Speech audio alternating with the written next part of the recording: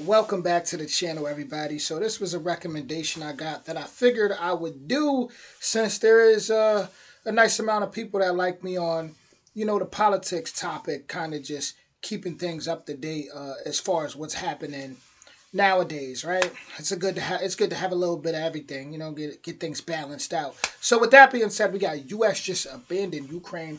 What happens now? Um, and this was posted by the Infographic Show. So, with that being said, we're smoking all my dragons, divine, righteous, almighty, greats, overachieving, never slacking. And yeah, here we go. All it took was 10 minutes for the idea of peace in Europe to be hanging by a thread. What should have been a diplomatic meeting instead sent shockwaves around the globe, making it seem inevitable that the US will withdraw aid from Ukraine. But what happens next? Will the United States step away from its allies? And if it does, what will that mean for Ukraine, Europe, and the future of global stability?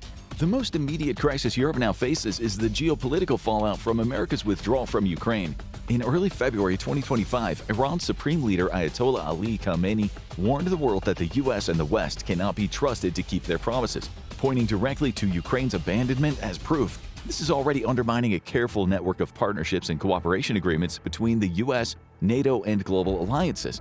It raises serious doubts among nations that once relied on American security guarantees. Now, many are asking themselves, can they really count on the US anymore? This uncertainty opens the door for China and Russia to expand their influence, drawing more nations into their orbit. Instead of creating stability, America's withdrawal may actually increase the chances of a global conflict. But for Europe, the real danger isn't just shifting alliances. It's what the White House just did to nuclear non-proliferation. Or to put it more bluntly, the United States just gave the entire world a reason to build more nuclear weapons. It's well known by now that after the fall of the Soviet Union, a large number of nuclear weapons fell into Ukrainian hands. If they had kept those weapons, they would have been one of the world's major nuclear powers. But under intense American and Western pressure, they agreed to give up those weapons in exchange for guarantees that their sovereignty wouldn't be violated. Since then, it has become abundantly clear this was a mistake. Europe's nuclear headache, courtesy of the White House, is that states which have either nuclear weapons or ambitions for nuclear weapons, nations like North Korea and Iran, now have zero incentives to give up their nuclear weapons programs. America can no longer be trusted to keep its commitments. And these nations have seen how readily the new America allows even democratic nations to be swallowed up by their aggressive neighbors. Likewise, nations with no nuclear weapons programs are now seriously considering the need to acquire weapons of their own.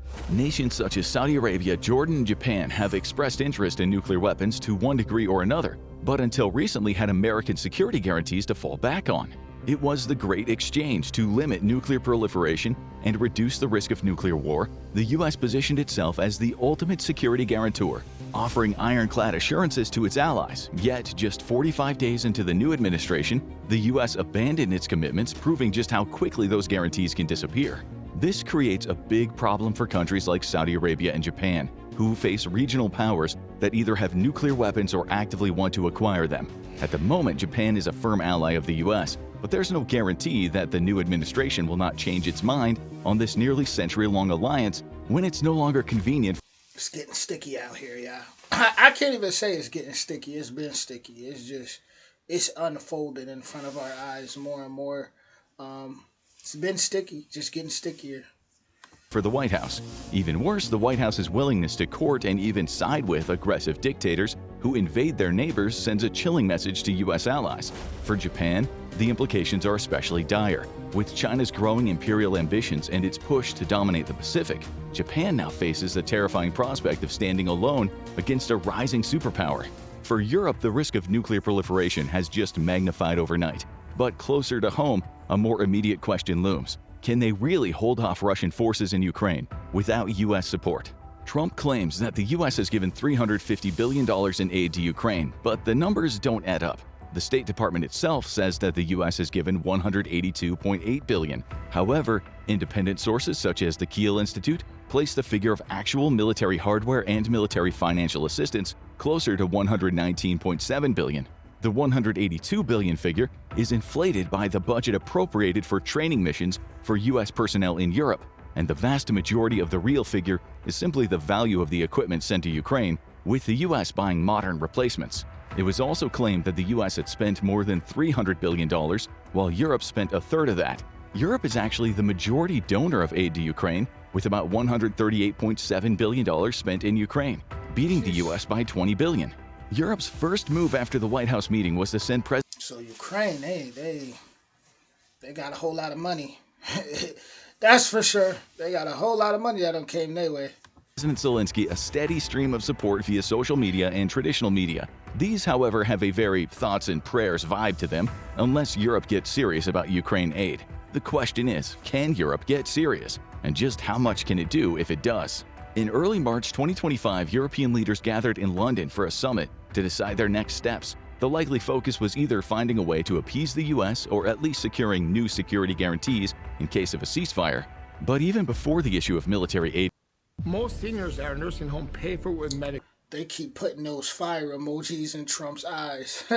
But it's like Trump do get demonized a lot. You know, I'm not saying perfect at all, but there's a lot of people that deserve the same type of treatment that pretty much they fly under the radar. It's almost, what I'm trying to say is like a pick and choose kind of thing, I feel like, when it comes to major networks. Security guarantees in case of a ceasefire. But even before the issue of military aid comes into play, Europe is already scrambling for solutions, trying to prevent an even greater disaster from unfolding. Much has been said about Ukraine's inability to push Russia out of occupied territories, and like what I'm trying to say too is like, Trump just he says, you know what I'm saying, he's vocal, but then there's a lot of people who they're more manipulative. You know, they could think a lot worse, and they're more manipulative, and they know how to fly under the radar, but they may even be worse. You get what I'm saying? If that makes sense. Russia's constant battlefield gains. However, when put into perspective, Russia is burning through as many as over 2,000 casualties a day to gain hundreds of meters at a time. To make matters worse, the Russian economy is in meltdown and only being propped up by mobilization for war. But a war economy is a dead-end economy, and it can only keep a nation afloat temporarily. That's because, unlike a traditional economy, a war economy focuses on producing single-use items that don't create further value. Instead of producing consumer goods for export, Russian factories churn out tanks, machines that roll onto the battlefield only to be destroyed. All the capital and labor wrapped up in creating said tank is ultimately wasted. This is why many have warned that the Russian economy is increasingly on the verge of absolute disaster. It's also why Putin is actually incentivized to continue fighting until he accomplishes one of two things: either take enough of Ukraine to plunder it economically, or fight it long enough to score some economic concessions, such as the lifting of sanctions. Either condition will cushion the inevitable economic crash that'll come the day Russian guns stop firing. Given Russia's incredibly precarious situation, it begs the question why the White House would suddenly seemingly make every effort to help them avoid the same collapse that led to the end of the Cold War. And for Europe, it creates a nightmare security scenario as Russia is rewarded for its aggression and cushioned from the worst consequences of its 3-year invasion. The cold, hard reality is that without the United States military, Europe is unlikely to be able to deter a fully mobilized Russian military from further aggression. Per one estimate, the EU would need an additional 300,000 troops and over $200 billion in spending just to keep Russia in check if the US were to fully pull out of Europe. The problem for Europe in keeping Ukraine in the fight is more of a matter of industry than money. Together, Europe can more than match the American economy, but what it's seriously lacking is a defense industry. This is a problem shared by all Western nations, including the United States, who after the end of the Cold War shuttered the vast majority of its defense manufacturers as governments turned away from defense spending. Russia's winning hand was to store away massive amounts of weapons it had produced and used during the Cold War, even if it's old. It's hard to argue with the fact that it's kept Russia in a fight where it's experienced catastrophic levels of losses. Europe, however, has never built up the same deep reserves. President Trump isn't wrong when he says that Europe has been too willing to outsource its security to the US, but that's only part of the story. For decades, American policymakers actively encouraged a weaker Europe, one that would remain dependent on US military support. After all, a strong Europe has historically had a bad habit of turning on itself. That's crazy to me. I mean, it never makes sense to be dependent on anybody, but you know, I guess Europe doesn't trust itself with so much of the internal fighting as they're explaining now. treating war like a continental pastime. Keeping Europe reliant on the US didn't just prevent internal conflict, it also gave America enormous leverage over its allies. So while Europe bears responsibility for its military weaknesses, the US does too, despite the White House's recent condemnations. It was America who lent its political support to politicians that were against rearmament for decades. At the moment, Europe relies heavily on overseas defense manufacturers, primarily the US, South Korea, Turkey, and Israel. Yet for all four countries, defense manufacturers are already facing massive backlogs and waiting lists that are years long for a lot of high-end items such as Patriot air defense batteries. Europe has invested into expanding its defense industry, but this has proven politically difficult and it still isn't enough. The biggest problem to date for Europe and the United States is uncertainty. Defense manufacturers are hesitant to open new plants without assurances of multi-year purchase contracts. That's because it's very expensive to build a new factory, train workers, and source raw materials, a process that can take over a year or more. This massive investment in capital and time means that a defense contractor needs assurances that it will all be worth it, with assurances of multi-year spending contracts from governments. This has been difficult to guarantee for a continent where even now defense spending remains unpopular. But the situation is made worse by the fact that even 3 years on, there is no clear goal from either Europe or America for Ukraine. For years, President Biden carefully Hi, I'm Jeff. I'm a former... Just looking at all this is like, you know, in school when you would study, you'd be in a history class and you're studying all this stuff from the past and how things unfolded, and you're like, man, those times were crazy. Now it's just like, right? We're in the midst of all that, of just chaos now unfolding, and yeah, it's wild. You just never really know what's gonna happen next. Very, very eerie feeling. Oh, turn this back on. Ukraine. For years, President Biden carefully avoided saying outright that the goal of U.S. aid to Ukraine was Russia's defeat. Now with President Trump in office, the situation has shifted even further. Europe likewise has followed suit, with no clear end goal for the conflict from the continent.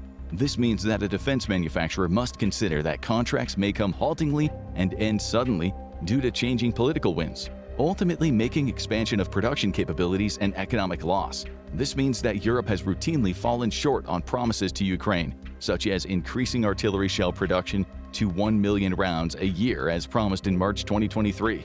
It took until only recently for Europe to achieve this goal, and yet this still isn't enough. Russia is estimated to be producing 4.5 million artillery shells a year and has been doing this for the last 2 years. It's bewildering how Russia, a nation with a fraction the economy of either the EU or the US, is so significantly outpacing Western military production. But it How crazy is it what we was just talking about, like extraterrestrials and aliens not too long ago? Like that was what was all over the news. That was the headline for everything, and then boom. You know, it's just... all comes down to a perception on the nature of war. And if Europe doesn't change its perception, it's doomed to a future where Russia wins in Ukraine and is posed to strike even deeper into Europe. For Russia, the Ukraine conflict has become an existential one. Losing in Ukraine represents a threat to Vladimir Putin's regime, and thus by proxy to the Russian Federation. Putin is well aware of how the war in Afghanistan directly contributed to the collapse of the USSR, and is wary of how such a similar disaster would spell the end for himself as well. There's already pressure from some Russian territories due to a perceived weakness of the Russian state itself. A loss would prove this weakness to be true, possibly leading to the dissolution of major parts of the Russian Federation. Russia is fighting for its life, but Europe is fighting for business. Despite the fact that a Russian victory is a threat to European security, few Europeans have seen it as such, at least until the recent actions of the US. For the majority of this war, military support for Ukraine was largely a financial decision, with profit margins of defense contractors to consider. Further complicating Europe's supply efforts to Ukraine is the collective need to replenish and rearm domestic militaries ahead of any aid sent to Ukraine.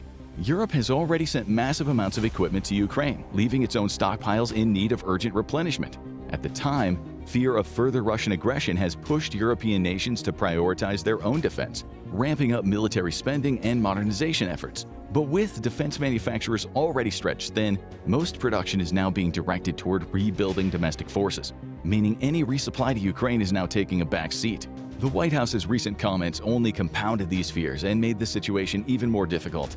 Nations now have had their worst fears confirmed. They will likely have to face further Russian aggression on their own.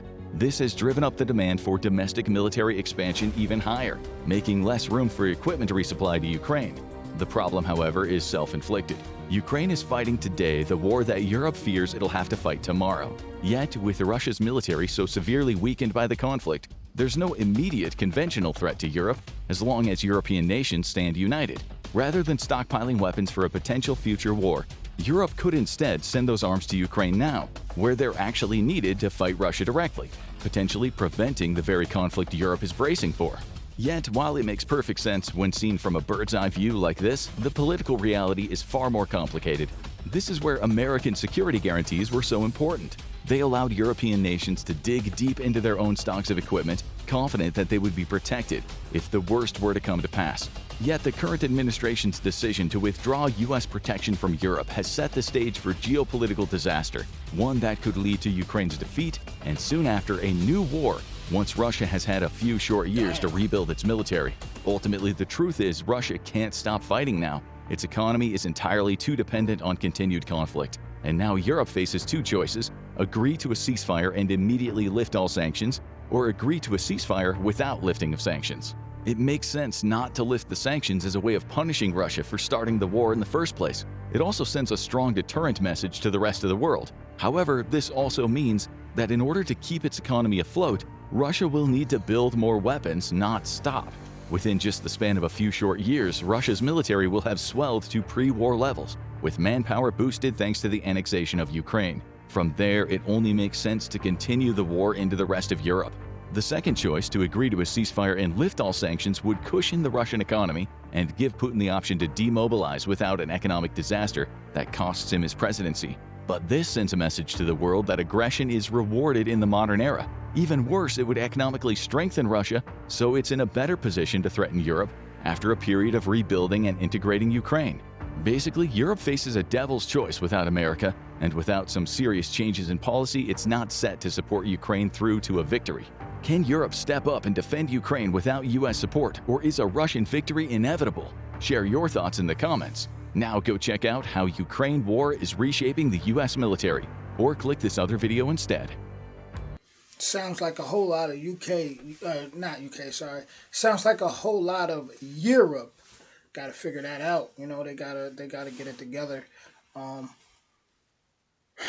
So basically, that they're not as strong as they could be because of their own fighting. You know, them historically always going at it with each other. So then ending up having to be more dependent on America for, like, that's, I don't know, it's a whole lot of stay in shape and be ready out here, because you just don't know what's going to happen next.